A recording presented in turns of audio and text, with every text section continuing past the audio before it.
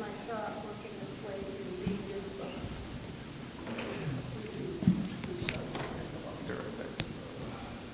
Well, the doctor's office didn't have a COVID shot thing, so we stopped. She said no. Virginia I attends didn't the ask, churches but say in it. the USA, but was established in 1745. Wow. I've been wondering about that too. I may just send a note. I can send a note on my patient report and answer the question without me. They don't have a lady person. And so this is a Okay. I usually do this because I have no children.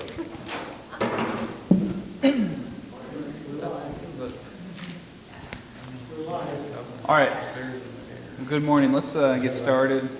We'll just pray there's no children to dismiss this morning, unfortunately. So let's go ahead and open with a word of prayer. Our gracious and heavenly Father, we do praise you this morning. You are so good to us in your kindness and mercy and love. And we thank you that we can gather and study these things of the past.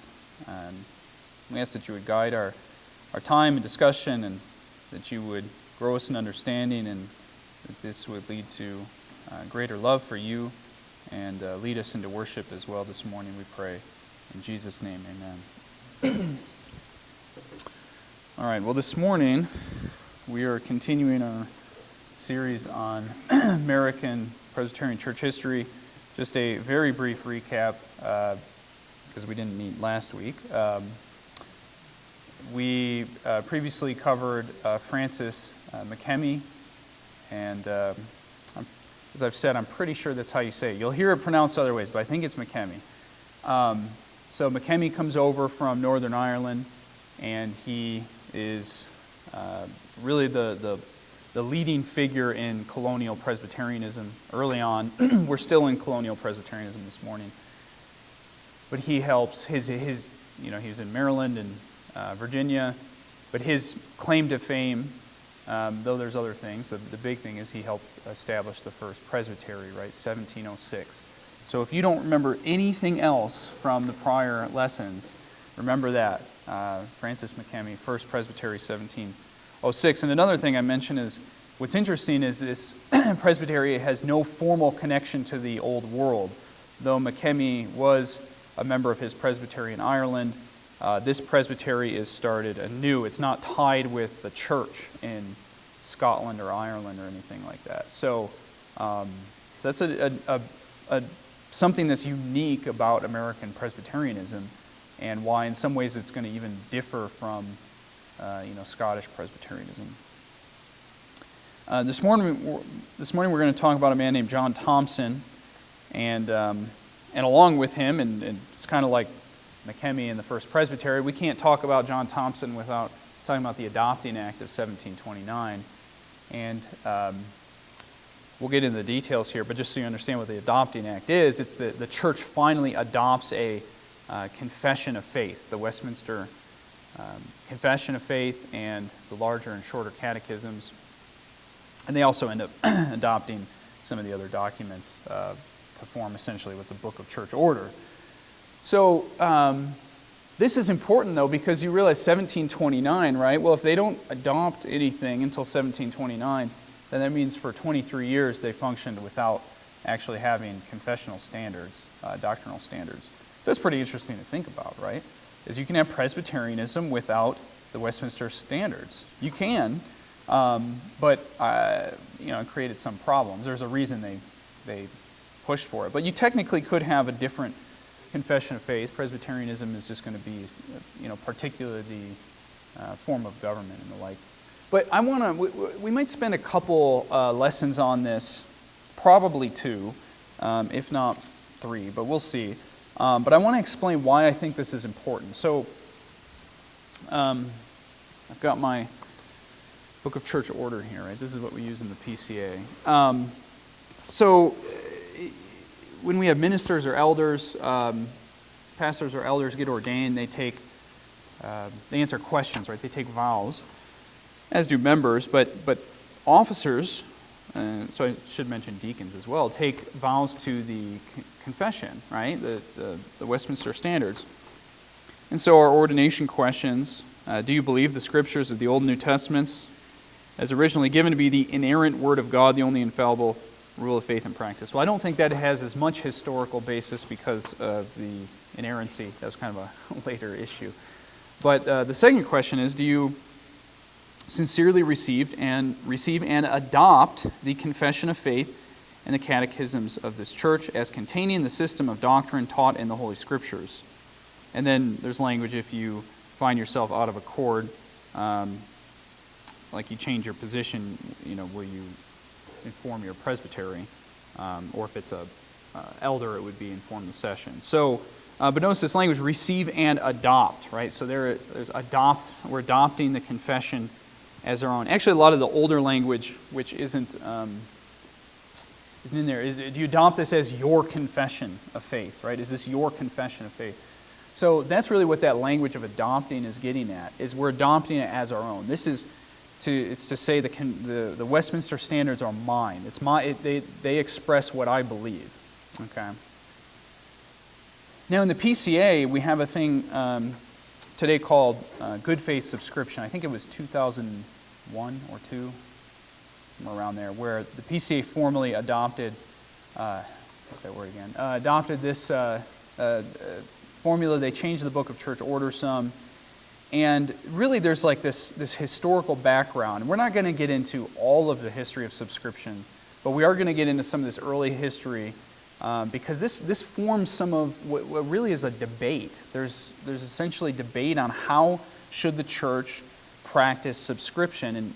And the reason this is important is because it's really a question of, well, what are we going to allow theologically within our church, within like the PCA, and really any Presbyterian church has this challenge. Are we going to allow pastors or elders to take exceptions, like they have disagreements theologically with the Westminster Standards? And if so, to what extent? Right? That's really the challenge. Is most people will say, even kind of what we'll call the strict subscription position, will say we can allow some differences, but they usually want it to be limited to kind of wording or expression. But there's other advocates who say, well, it's okay if ministers disagree with certain doctrines as long as it's not, well, and now this is language of our, what we currently have in the PCA's BCO, which is as long as it is not striking the vitals of the system or is hostile to the system of theology. And so that's kind of the modern language of what we have in the PCA. A couple of thoughts there, though, is number one, part of the challenge here is there's always a subjective element here, right? Is how do we determine, so we leave it up to presbyteries, but how do we determine what's vital to the system of faith? If someone wants to differ on, say, an aspect of the Sabbath or another doctrine, that's hard, and that's why there's been so much disagreement here. And but one reason this is important is that there is a long history of debate over subscription. You have problems with it, and eventually you have the liberal theology of it starts in the late 1800s, but it's really big in the 20th century, where the liberals are advocating more of what would be called a system subscription. It's often called loose subscription. That's how I would refer to it, because it is looser, right, instead of strict. But they want to allow like all sorts of things, like, oh, well, the minister can differ over, he can reject the virgin birth of Christ or the resurrection or something like that, right? I mean, that's liberal theology. And they wanted to allow that. And so, hopefully, this preface helps explain why this is important and why I think it is important to have a stricter subscription practice within the church It's not a sure means of preventing error or heresy, but it does help. I mean, people can still lie. I mean, this is always the problem, right? Is a pastor can come up for exams before the presbytery, and he can say he affirms the confession and secretly rejects, certain parts. That's always a problem. And so, kind of one funny thing is a lot of people today will defend the PCA's good faith subscription practice under, or even sometimes a looser subscription practice, saying, well, we want people to be honest with their differences. And so if we allow more, it keeps them honest. And I actually think that's wrong, because here's why. Because people are always, there's always going to be the temptation to be dishonest regarding that which is not allowed. So even if you allow, let's say we allowed ministers to just totally reject the Sabbath in the PCA, well, then guys could be honest about that, but they might reject another portion of the confession, and if the PCA or presbyteries don't allow it, then they're not going to be honest about it, right? They might still conceal their differences. So I don't think that's really it's not really a helpful argument. The question is, what should we allow as a church? The church is, the Westminster Confession is the official doctrinal standards of the Presbyterian Church in America, right? That is our official teaching, and we do have a problem today where we have so many stated differences over things like the Sabbath that if you actually embrace the doctrinal teachings of the Sabbath and the Westminster Standards, you're almost holding a minority position. Well, there's something kind of messed up about that, right? Is that's the majority of maybe pastors disagrees with our doctrinal standards. So anyway, that has happened because of at least a looser practice on what's permitted regarding the Sabbath by the presbyteries. Anyway, so some of this content is complicated. The history is somewhat complicated. It's kind of messy, but that's what history is messy. It's kind of my take when I study history. So I'm going to try to explain it as well as I can. But I hope this kind of explains what I just said, and maybe I'll leave it open for questions. But I hope that kind of gets you thinking. Okay, subscription is actually a very practical question. We're not just getting into the weeds historically.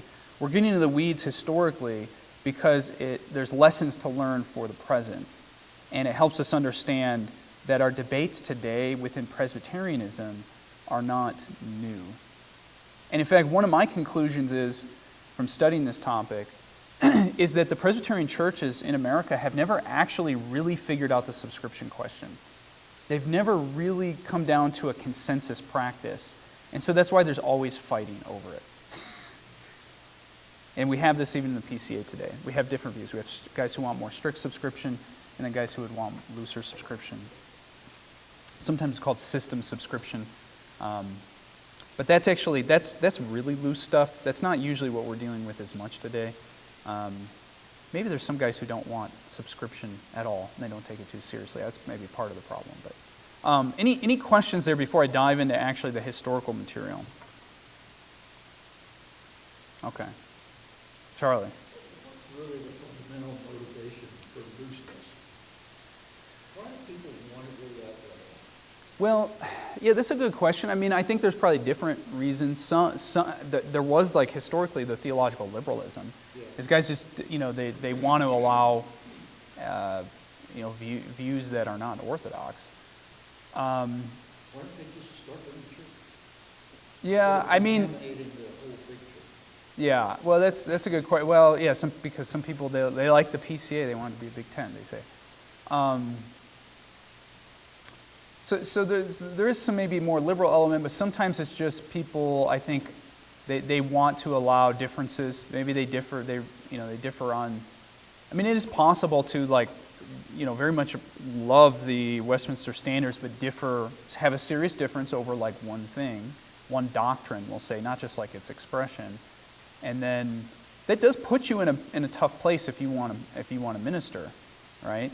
Because then you could go into the places that don't care about subscription are going to be looser are going to be the PCUSA is going to be bad on a number of other things. It's not really going to, if you're actually somewhat conservative, that's not a place you'd want to minister in. So there are challenges here.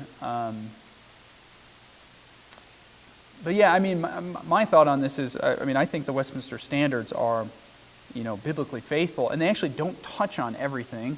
And in some sense, they were a consensus document. There are issues that they don't touch on, that they understand there was disagreement. I mean, one example is like post-millennialism versus amillennialism. We don't actually have doctrinal standards telling you which one of those you have to hold. We have both in like our denomination. So anyway, Chris, go ahead. You had a question. Oh, no. Okay.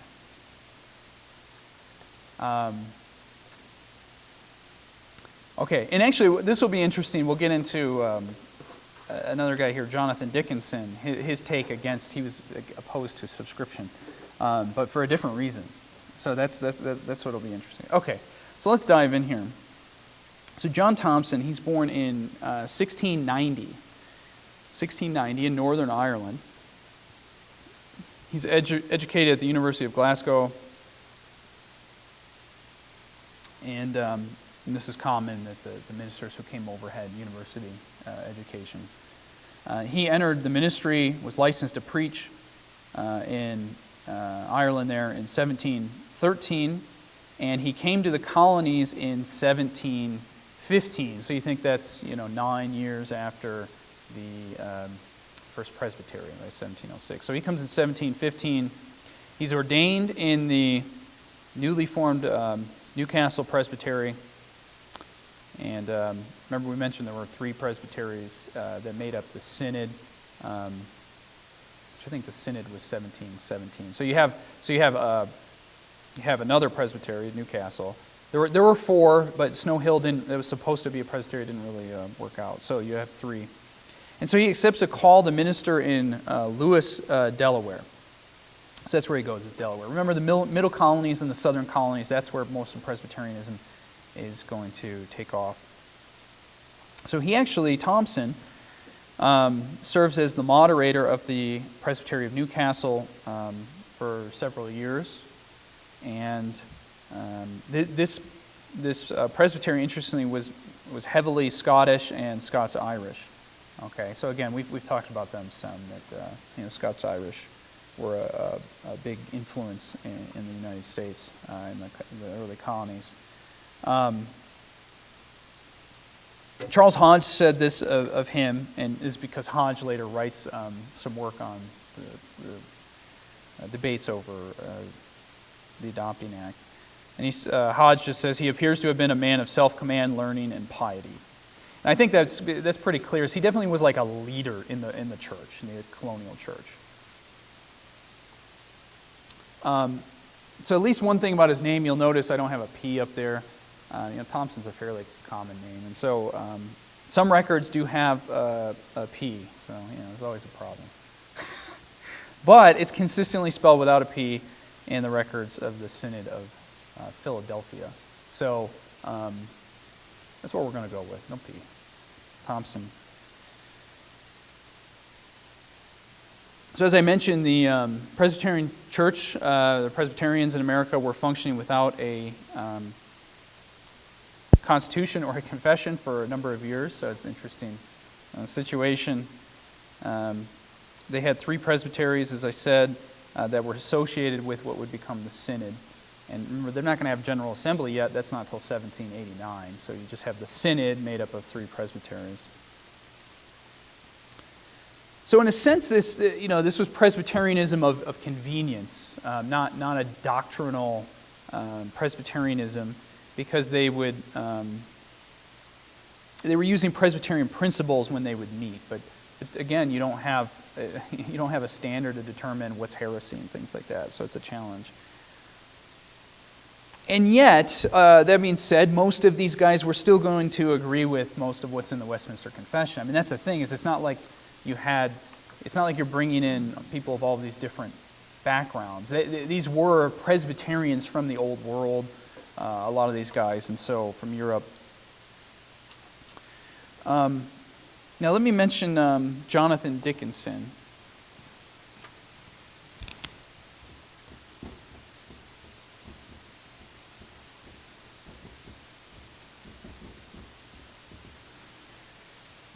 I'll get you his years here. 1688, 1747.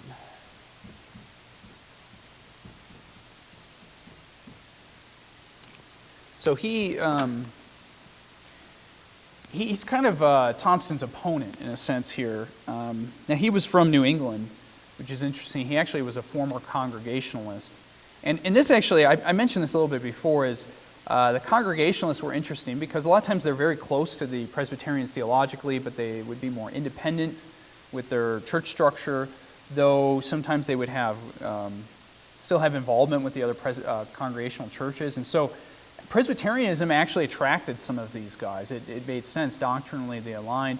And so you have Congregationalists that join the Presbyterian Church later on.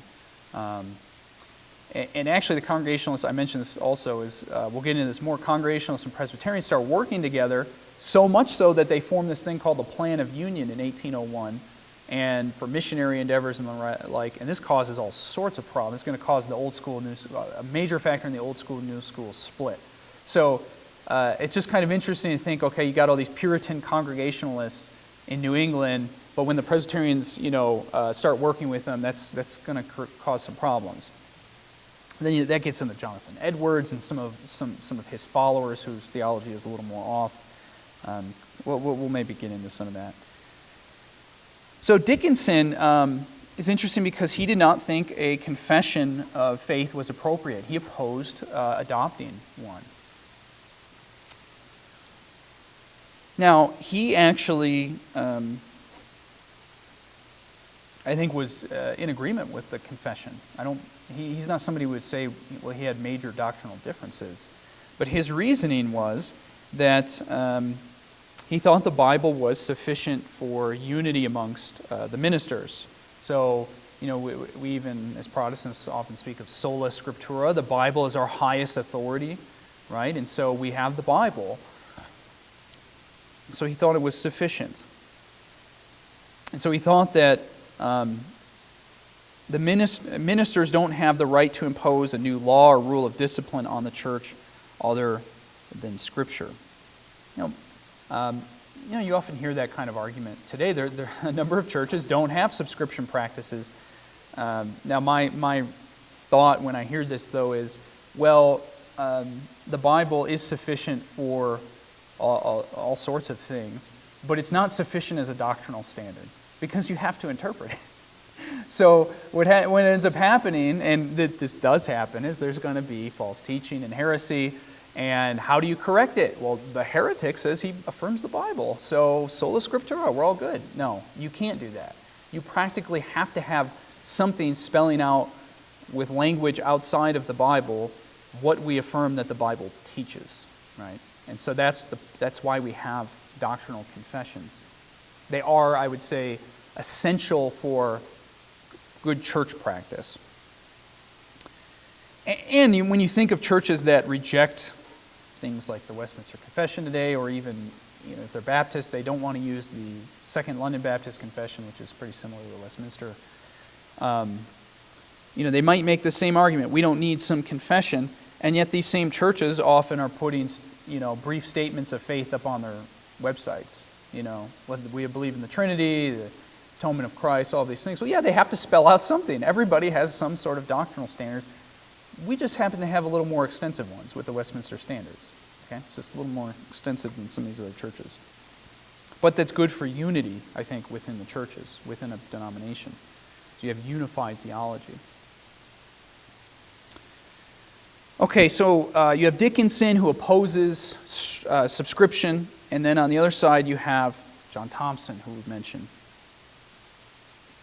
But this debate between these guys and these two camps, it doesn't arise in a vacuum. In fact, Thomson is, Scots-Irish background, and so he's kind of bringing his understanding of subscription from where he came from, and that's kind of informing how he thinks the American Presbyterian church should function. And so I think that is important to say is that the Presbyterians at this time, they are colonial Presbyterians, right? These are colonies of Britain. They're not independent yet. So they're still connected with the old world, even if the presbytery is not, or synod is not formally connected with the church there. And so in a sense, they considered themselves Europeans. They would have, it's just their background. And so I think let's discuss a little bit of some European background here that I think will inform some of this debate. So we'll discuss two places, Scotland and Ireland. If you recall, England does not adopt the Westminster Standards. They're going to be what we call Anglican and have the 39 Articles, which are fine. We can agree with them, but they're not as detailed. In fact, I should note, when the Westminster Assembly was called by Parliament, their initial task was to revise the 39 Articles. And they start doing it, and I don't remember for how long, but they start revising the 39 Articles, and then they say eventually, all right, forget this. We gotta start from scratch. And it's not that they had no prior theological background, whether they were influenced by James Ussher's Irish Articles and these things, and the 39 Articles, but they decide we're just going to draw up a new confession, okay? And they obviously go a lot more detailed. Okay, so that was England, but here we're going to discuss Scotland and Ireland. So Scotland does adopt the Westminster Confession, and actually the same year as Thomson's birth. So this is 1690. All right, 1690. Scotland adopted. They ratified the Scottish Parliament. Okay, so it's the Scottish government. They remember there's a little bit different setup here in Scotland. They ratified the Westminster Confession of Faith as the confession for the Church of Scotland. Okay, so you have strong church. You have established church here. So as a consequence of this, every person who was an elder, minister, or licentiate, so if you're licensed to preach in the church, was required to subscribe to the confession, 1690. And then only 6 years later, the Church of Scotland forbade any minister to speak or write anything contrary to the confession. So it's not just that you have to subscribe to it, but they actually placed restrictions on ministers against teaching against it. And then in 1711, they add questions for the candidates. And so let me read you this. This is a vow that you would take as a minister for ordination. It says, "Do you sincerely own and believe the whole doctrine of the confession of faith, approved by the General Assemblies of this national church and ratified by law in the year 1690, and frequently confirmed by diverse acts of Parliament since the time, to be the truth of God contained in the Scriptures?" So we cut out that middle part. "Do you sincerely own and believe the whole doctrine of the confession of faith to be the truth of God contained in the Scriptures of the Old and New Testaments? And do you own the whole doctrine therein contained as the confession of your faith?" Right? Is this your confession? Right? That's the language they would ask. And so this is a fairly strict subscription position. This is John Thomson's background. That's what he was familiar with. Okay. So that's Scotland. Next we'll look at Ireland. Now Ireland's interesting because the Church of Ireland was not Presbyterian but Episcopal, right? It's Anglican essentially. So it's different. And then of course Ireland later is going to become Roman Catholic, but that's a different story. So at the time it's Episcopal. But you have many Presbyterians attracted to Northern Ireland. We've talked about Scottish coming over there, the Scots-Irish. And so the first presbytery is established in 1642 in Ireland. And then, in fact, these are pretty large numbers. In less than 20 years, there was 100,000 Presbyterian members in Ulster. It's part of Northern Ireland. So that's pretty big. And then in 1689, the Synod of Ulster declared that men who were licensed to preach, they were obligated to subscribe to the confession. So they start to enforce the confession. And then, in fact, so this is what happens. You have some false teaching. You have Arianism, right? Denies that Christ is God. Same substance as the Father. So in 1705, you have Arianism in one member of the Dublin Presbytery. And so then the Synod is tightening the requirements for subscription. This is what happens.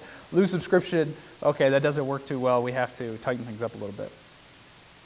And yet, this caused some pushback from some members and led to the moderator of the synod in 1720. His name was Robert Craighead. And in fact, his brother comes over to the colonies. So Robert Craighead seeks for peace in the church. And so this leads to a compromise known as the Irish Pacific Act of 1720. So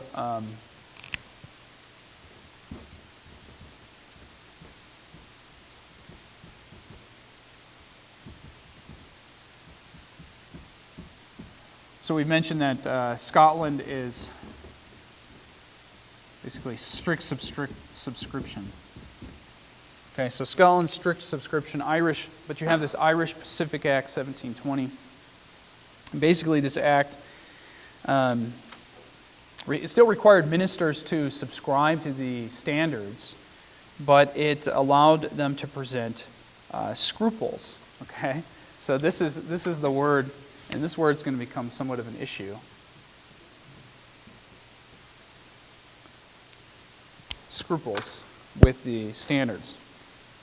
So if you had a scruple in the Irish church, you would tell your presbytery, and it would be up to the presbytery to determine whether or not this touched on an essential teaching of the Christian faith. Okay, it's up to the presbytery. This is essentially the practice we have today.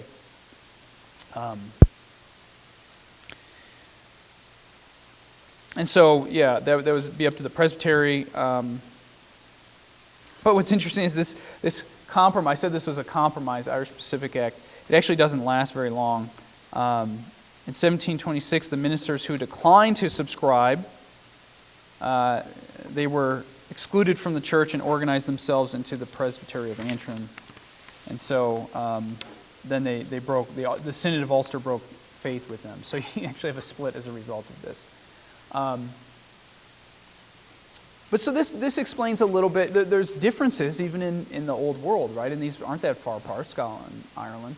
And so you have two different practices, essentially a strict subscription in Scotland, and then scruples allowed in Ireland. Now I think there's maybe some middle position allowed there, though it still ends up becoming a problem of trying to enforce such a thing. And so. But this at least explains why there's some debate in the American colonies. So Thomson, of course, he thinks that the lack of subscription would, or even a rejection of the standards, right? That's the problem. Is if you don't subscribe to them, you could have people just rejecting them. And so he thought this is going to lead to division and liberalism in the church. And so he's very much pushing for the adoption of it.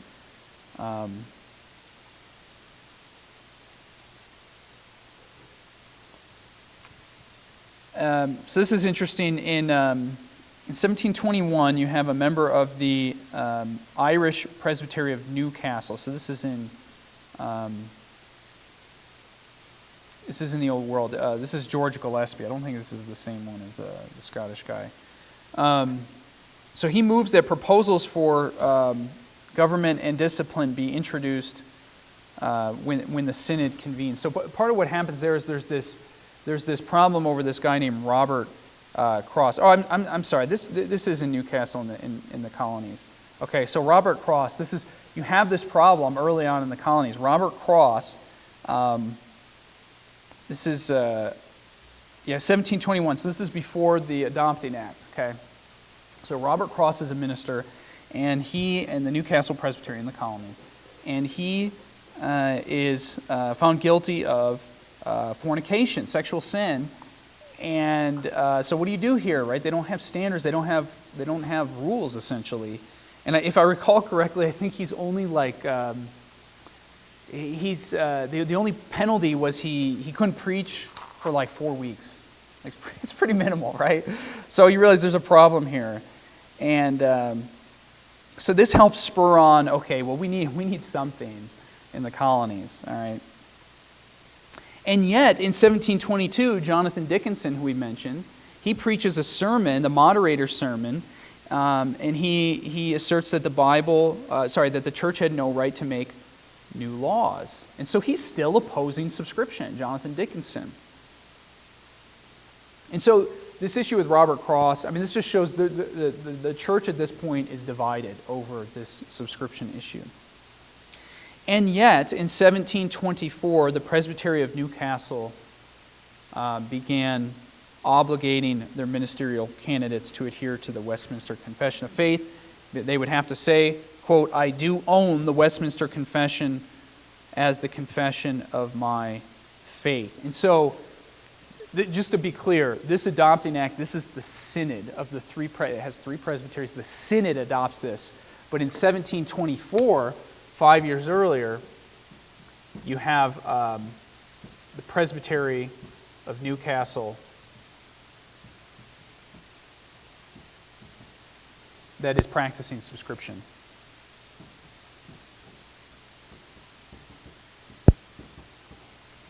So there is some events, of course, leading up to this. So the first instance on record is September 1724, a William McMillan. He's licensed for service in the colony of Virginia, and he takes a vow to the standards.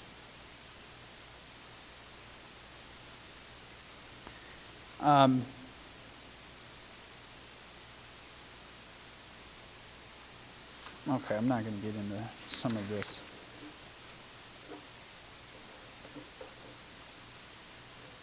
In 1727, the same presbytery, this is John Thomson's presbytery, Thomson introduces an overture. Right? So an overture is essentially it's a formal document, but you're sending something up to the presbytery or the synod to make some sort of change or declaration or something. And so he sends up an overture in 1727 that would require confessional subscription for the synod. So he's trying to get this presbytery practice they've got going. He wants it at the synod level to bind the other presbyteries. And so here's his overture. I won't read all of it, but let me read part of it. So remember that's 1727, so it's not going to get adopted for a couple of years. They don't take it up right away. Let me read it. It says, first, that the synod, as an ecclesiastical judicature of Christ, clothed with the ministerial authority to act in concert in behalf of truth in opposition to error, so you see part of his concern, would do something of this kind at such a juncture when error seems to grow so fast that unless we be well fortified, it is like to swallow us up. So you see his reasoning. In fact, this is how overtures, if you write them today, you go resolved, and you give kind of your basis for why you're going to have the exact language changed to the Book of Church Order or something. And so then he says he wants the synod to oblige every Presbyterian within their bounds, to oblige every candidate, so to oblige the presbytery, oblige the candidate, for the ministry to subscribe or otherwise acknowledge quorum presbyterio, so before the presbytery, the said confession of faith, and to promise not to teach or preach contrary to it. So not only subscribe to it, but you're not going to preach against it. And then he says that if any minister within our bounds shall take upon him to teach or preach anything contrary to any of the said articles, unless first he propose the said point to the presbytery or synod to be by them discussed, he shall be censured so and so. So in other words, you have to, first, the proposal here is that you would have to first run your differences with the standards by your presbytery first, before you would teach against them. So this actually gets an issue, and this is kind of still a modern issue, is, okay, let's say we allow ministers or elders to have what we call exceptions to the confession. I know there's scruples, but just the modern language uses exception. So as a minister, you make a stated difference, and the presbytery says, okay, we're going to grant it as an exception. Then this raises the question, okay, the presbytery grants it, should the minister be allowed to teach his exception, his difference with the confession? That's a whole other question. Because the general practice is when a stated exception is permitted, that the minister can then teach it. But it is theoretically possible to allow an exception but say you can't teach it. Right? You're bound to not teach it against the confession. In fact, some presbyteries in the PCA do this with certain things. They allow ministers to maybe take an exception, say on the Sabbath or something, to some of the language, but you can't teach your exception. And they bind them. And in fact, the Presbyterian, the PCA General Assembly, the SJC, the Supreme Court, Standing Judicial Commission, they ruled that this was allowed. Presbyteries can do this. They can bind ministers from teaching their, or we should say prohibiting ministers from teaching their exceptions. So again, there's another element about subscription is we could allow exceptions, but just say that you can't teach them, or at least certain ones. So that's another interesting facet of subscription. Okay, so that's John Thomson's overture. I was reading that. Now, the Synod, as I said, did not take up Thomson's overture that year in 1727. They put it on the docket for the 1729 meeting. Okay, we'll get to it later, which is what they do. And as I think made clear, you have Thomson's chief opponent, again, Jonathan Dickinson. So he's opposing Thomson here. And so he's opposed to the principle of imposing a creed in the first place. We often hear this today, I'm not sure he uses, but no creed but Christ, right? You hear that, but that's very problematic. It doesn't work well. So as the Synod convened in 1729, things seem to be going in the direction of adopting the overture, and that's in fact what the Synod does. And so we have this Adopting Act 1729. So it's all good, right? Everything's solved. Unfortunately, that's not the case. There's actually debate over exactly what they meant in the Adopting Act. This makes you pull your hair out. And this is, so we haven't, I've tried to explain all this because it's about to get a little difficult. So you have a thing called the Morning Minute. Okay, so just so we're clear. So in 1729, the Adopting Act, you're going to have the Morning Minute, and you're going to have the Afternoon Minute. That's good, they met for a full day. There's debate of the relationship here and how this is going to play out. Okay, so let's talk about the Morning Minute briefly. 1729, Synod, Adopting Act, Morning Minute. Let me read part of it. I won't read all of it. It says, although the Synod do not claim or pretend to any authority of imposing our faith upon other men's consciences, so that's getting at Dickinson. He was opposed. He doesn't want to bind men's consciences. So they said, well, we don't claim to do that, but we do profess our just dissatisfaction with and abhorrence of such impositions, and do utterly disclaim all legislative power and authority in the church, being willing to receive one another as Christ has received us to the glory of God, and admit to fellowship in sacred ordinances all such as we have grounds to believe Christ will at last admit to the kingdom of heaven. Yet we are undoubtedly obliged to take care that the faith once delivered to the saints be kept pure and uncorrupt among us. So you see some of the reasoning here. And so handed down to our posterity, and do therefore agree that all the ministers of the Synod, or that shall hereafter be admitted to the Synod, shall declare their agreement in and approbation of confession of faith with the larger and shorter catechisms of the Assembly of Divines at Westminster. And here's the important language. As being in all the essential and necessary articles good forms of sound words and systems of Christian doctrine, and do also adopt the said confession and catechisms as the confession of our faith. So there's that language. We're adopting it as our confession.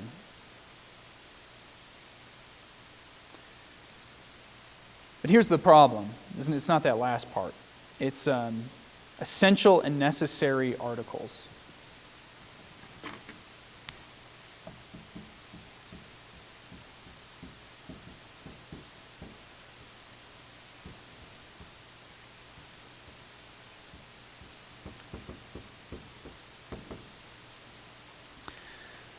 What does that refer to? All right, that's going to be part of the problem here.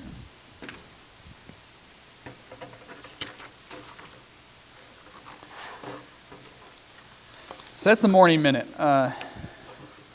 Here's the afternoon. I said I wasn't going to read it all, but I read it all. Sorry. There's good stuff in here, and in fact, the afternoon minute's interesting too.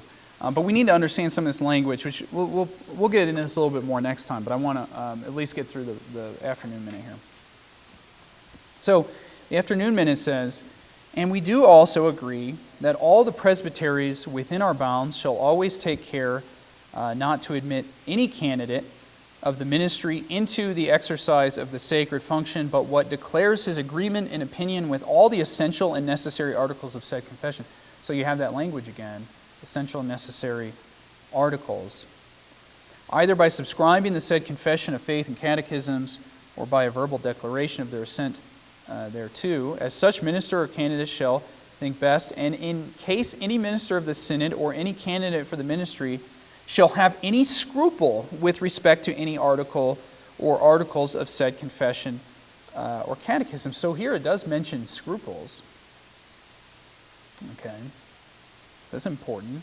It says, "If so, he shall at the time of his making said declaration declare his sentiments to the presbytery or synod." So if you have differences, if you have scruples, you state them to the synod or presbytery, "and they shall judge his scruple or mistake to be only about articles not essential and necessary in doctrine, worship, or government." So it's speaking about articles not essential.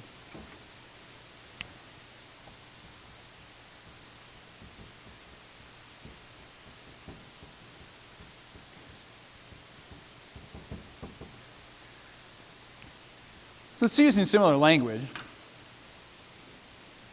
And this says, "But if the synod or presbytery shall judge such ministers or candidates erroneous in essential and necessary articles of faith, the synod or presbytery shall declare them incapable of communion with them."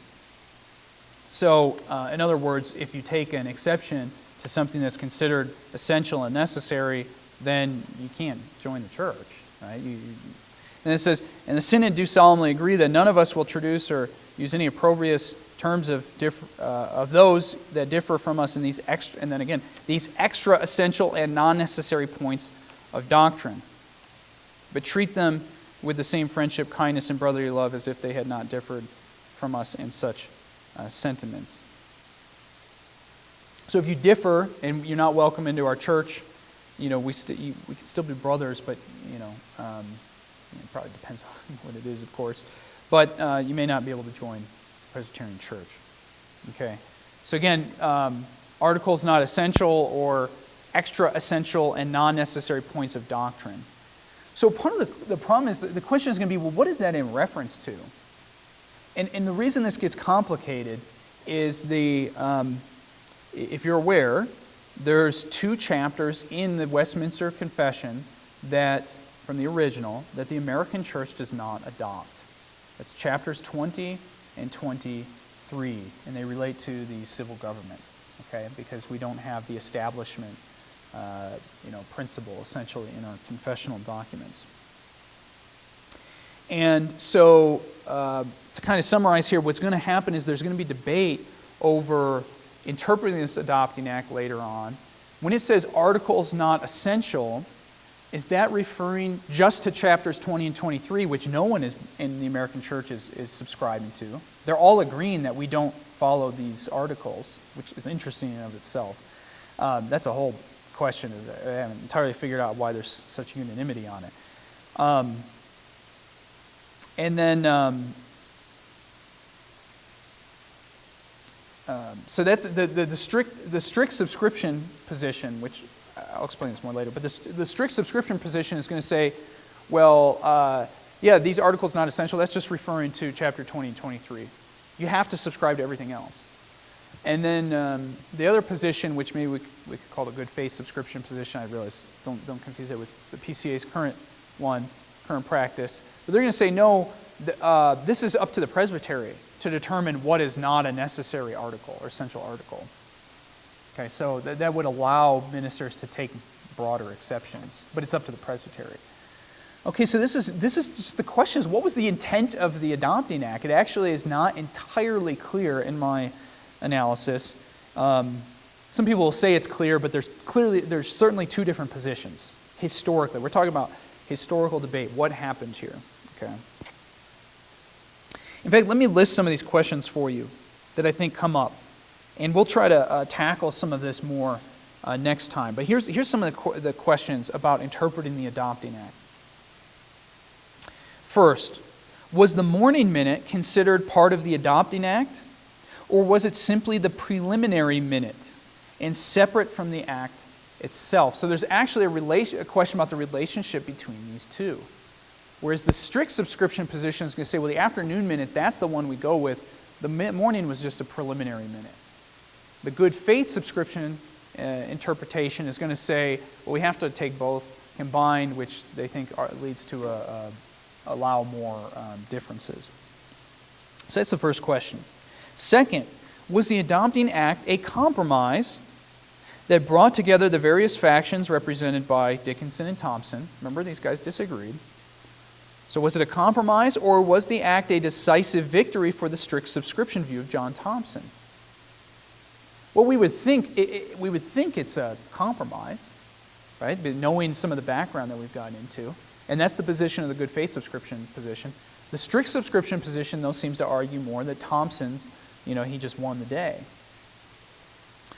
Third question about interpreting the Adopting Act. What relevance do the subsequent synods have in this debate, including the heresy trial of Samuel Hemphill? So we're going to have his heresy trial that's around this time.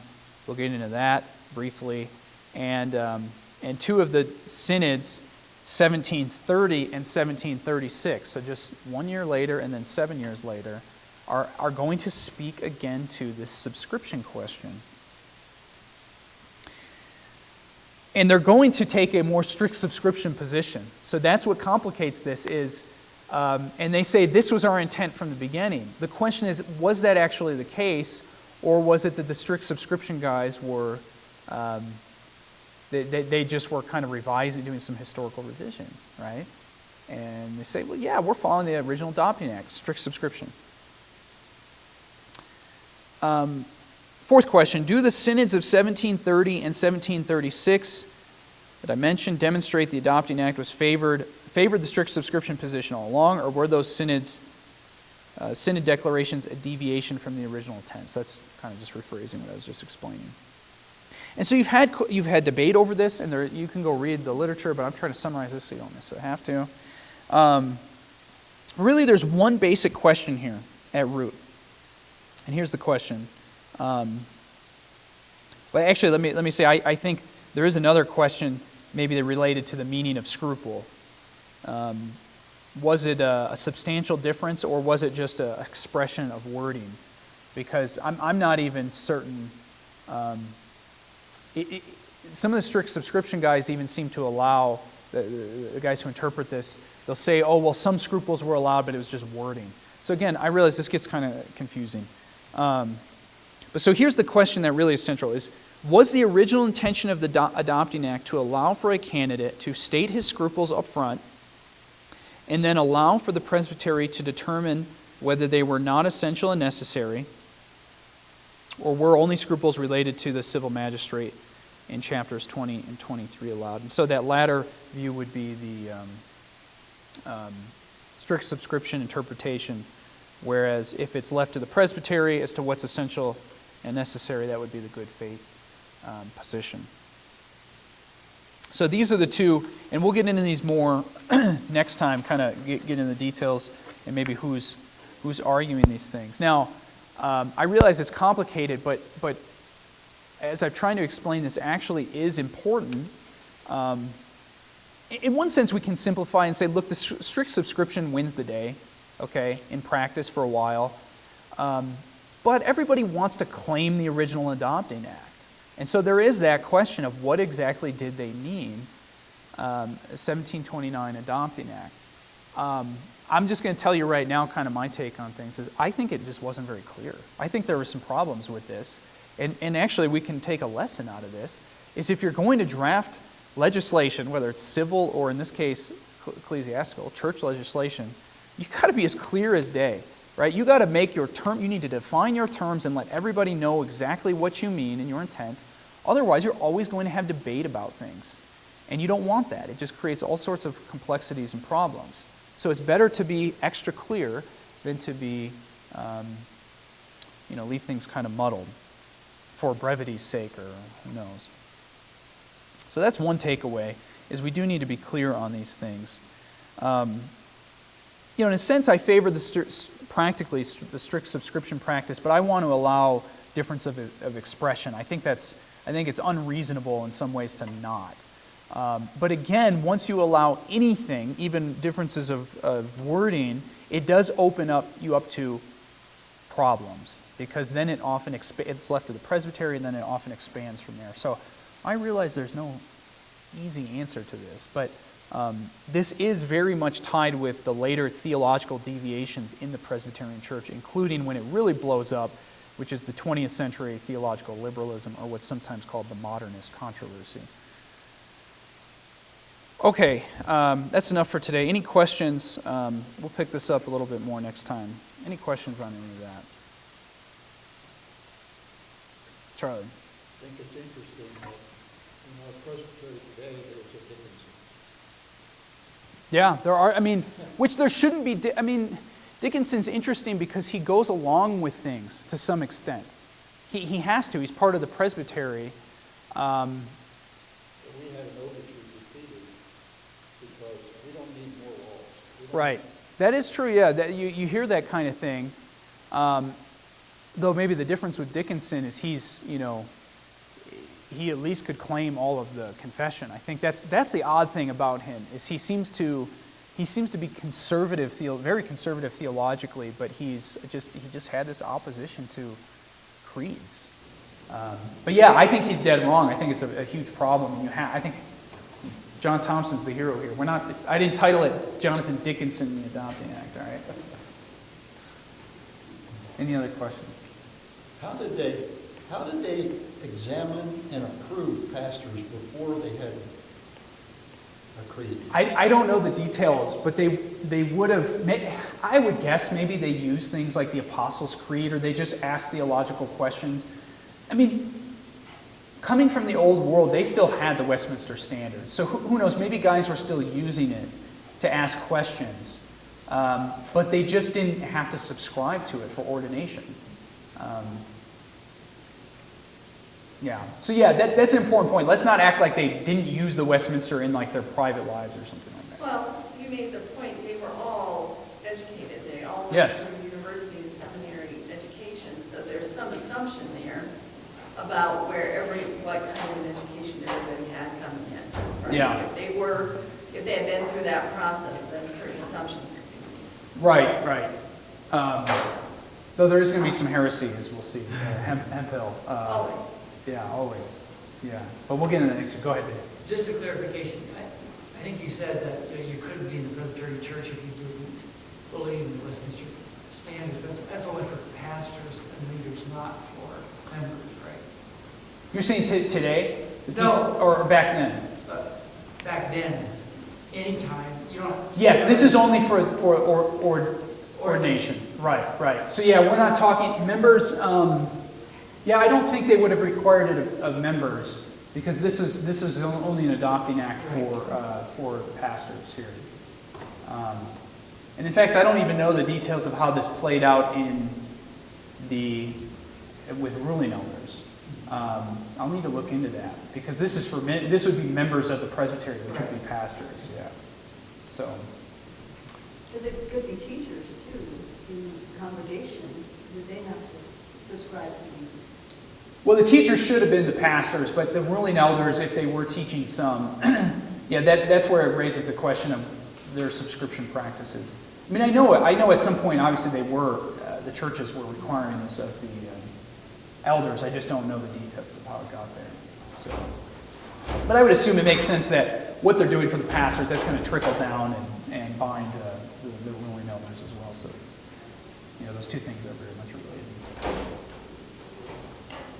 Okay, well now you know more about subscription than most people in the PCA probably. This stuff, it does get complicated, but like I said, it is quite relevant and important. So let's close with a word of prayer.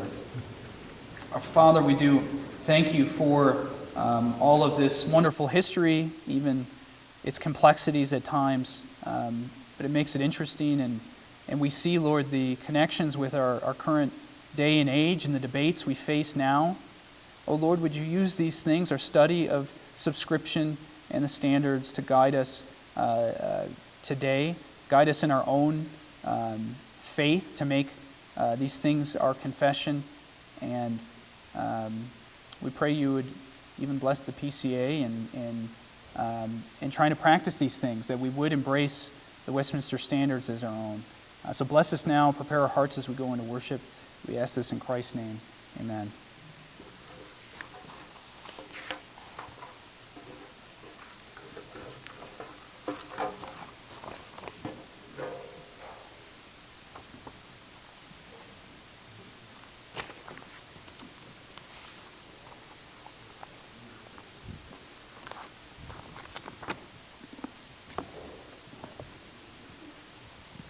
You actually know who I was referring to. Yeah, I do.